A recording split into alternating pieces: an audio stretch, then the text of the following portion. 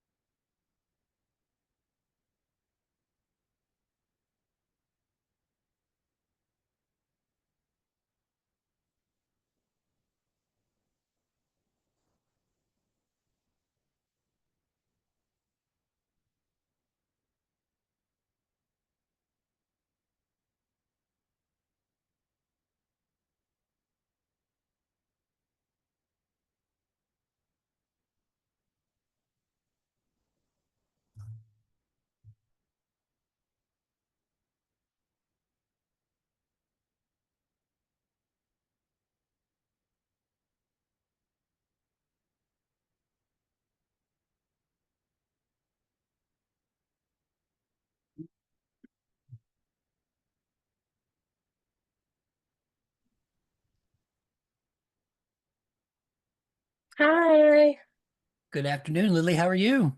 good. How are you?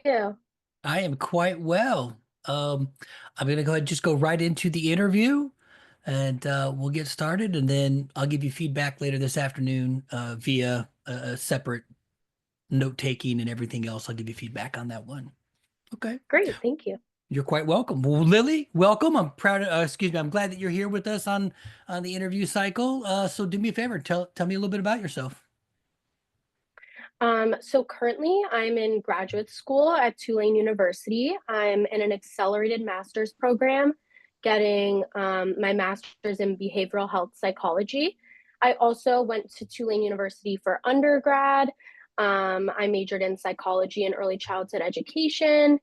And now I am looking to go to a school clinical PsyD program. I'm very passionate about becoming a clinical child psychologist. I love working with kids. I've known for a long time that I want to have a career working with children. And I'm a very dedicated student. I'm a hard worker. I have a lot of initiative, commitment, tenacity, and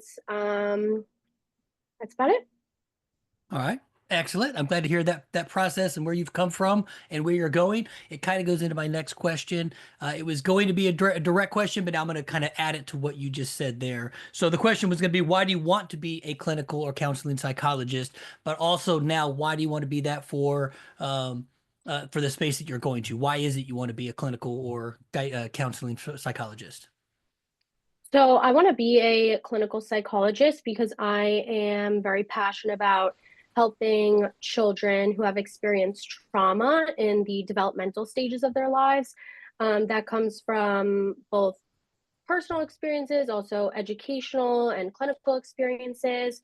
So when I was very young, my parents got divorced, and that was something that I had to cope with and yeah, really learn how to deal with. So for a long time, I've known that I really want to help other children who have experienced that or other traumas or adverse childhood experiences.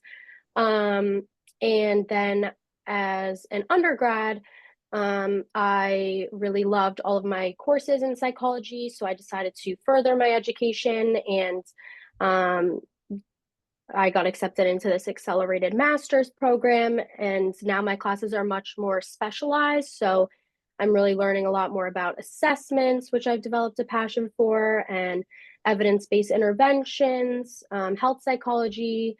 So my educational experiences have really reaffirmed my belief that psychology is the field of study for me. And Okay. then all of my clinical experiences also. This past summer, I had an internship at a private pediatric psychology group. It was called the Waverly Group, and I absolutely loved it. I co facilitated two skill building groups. One was with a group of 9 through 11-year-old girls who had anxiety, and I really worked on cognitive behavioral skills and therapy with them. Um, And we did a lot of play therapy, art therapy, and then I co-facilitated another group with two boys with social pragmatic communication disorder, and that was my favorite part of my internship. I worked with them on research skills and writing research papers, also on social and communication skills. So we did a lot of play therapy, and that group really reaffirmed my belief that leading skill building groups is something that I am committed to and um, want to do as a career. And I Mhm. also sat in on a lot of private therapy sessions.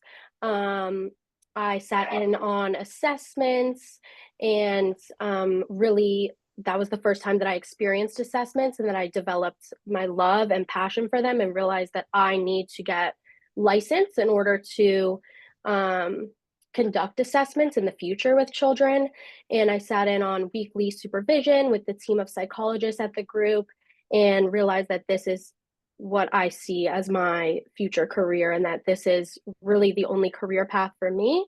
And then my other clinical experience has been this year. I started it in August and it's going till May. I co facilitate another skill building group. It's a social emotional learning skill building group with second graders at a local New Orleans elementary school. And all of those children have experienced trauma. So again, that's reaffirmed my belief that I want to help and work with children who have experienced trauma early on in their lives. Lily, that's quite the experience you've already had and been able to be a part of. Can you go back earlier in that conversation there? You mentioned 9 to 11-year-olds that you were working on cognitive behavior skills. Is there any specific or anything there you could touch on? What exactly type of cognitive behavior skills did you have in that program? So we worked a lot on like reframing thoughts and beliefs. So these girls definitely had a lot of anxiety around school. So we talked about, other ways that they can think about things, what they can do in the moment when they start to feel really anxious, especially at school. So it was a lot about reframing thoughts and beliefs and also different behaviors and actions that they can take. Um, to cope with how they were feeling and their anxiety. Okay, 9 to 11. That's sixth and seventh grade. Is that roughly about the same? Yeah, they were like fourth grade to sixth grade. Yeah. Okay. Okay. Just checking. All right. Well, thank you for that. And I appreciate that. Those cognitive behavior skills at that age for both developmental and, of course, anyone that's already struggling with some of those anxieties and some of those things. Those are great strengths to have to be able to work through to build them for the ability to move forward. So I do understand that. Lily, what is your theoretical orientation? So my theoretical orientation is both cognitive behavioral therapy and techniques and psychodynamic therapy and techniques. At Tulane during my undergraduate and graduate career, I've really been trained in cognitive behavioral therapy because that is how most of the faculty is aligned. So I've really valued those experiences and I'm looking to continue that in a doctoral program. But I'm also very interested in psychodynamic approaches and techniques. I haven't been able to experience that as much, but I'm very interested in it because of the child and family aspects. So Mhm. I'm looking to further my experience in that and then really see the overlap between those two orientations and like work with dynamically oriented faculty members. Well, with both of those areas of specialty that you're interested in and have had one experience and some you'd like more experience in, how do you think you're going to fit into this research program and our labs here? I think I will fit in there because I know that your faculty is both has a cognitive behavioral focus and also a psychodynamic focus.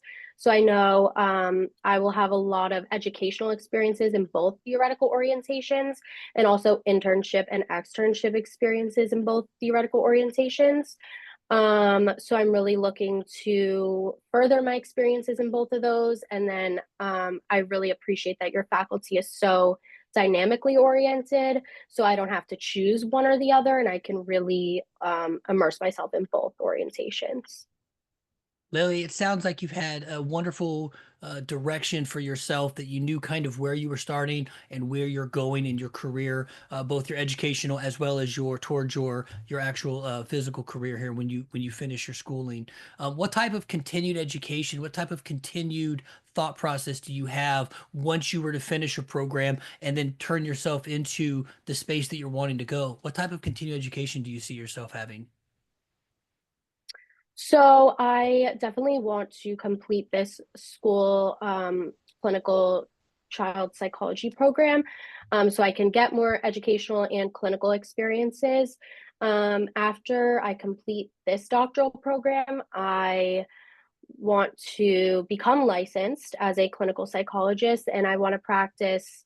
I might want to start off in a school setting because I have really valued my experiences in schools with children, but I also have really valued my experiences in clinical settings with children. So I expect to eventually end up in some sort of private practice, either working in a private practice or having my own private practice with children. And I definitely want to focus on talk therapy sessions, also skill building groups, because those have been some of my favorite experiences. And then also, as we discussed, I definitely want to get licensed so I can conduct assessments with children on a regular basis. Yeah, you did mention the assessments earlier. So to continue in that space and then continue both the assessment opportunities to be able to break down and understand what they're going through and how to put those together to continue to move forward. Lily, it's been a wonderful opportunity to speak with you today. Do you have any questions for me here?